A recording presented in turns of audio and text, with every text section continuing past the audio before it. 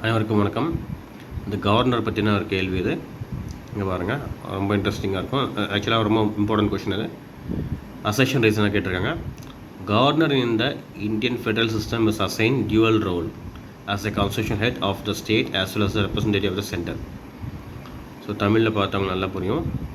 கூற்று இந்திய கூட்டாட்சியில் ஆளுநர் அரசின் தலைவர் மற்றும் மத்திய அரசின் பிரதிநிதி என்னும் இருவிதமான பணிகளை செய்கிறார். திரும்ப படிக்கிறேன். இந்திய கூட்டாட்சியில் ஆளுநர் அரசின் தலைவர் மற்றும் மத்திய அரசின் பிரதிநிதி என்னும் இருவிதமான பணிகளை செய்கிறார் அப்படின்னு கூற்று கேட்டிருக்காங்க. இது கரெக்டான விஷயந்தான். ஸோ இது ட்ரூ. இது ரீசன் பார்த்திங்கன்னா இன்னொன்று கொடுத்துருக்காங்க. The office of the governor is against the federal ஸ்ட்ரக்சர்னு கேட்டிருக்காங்க.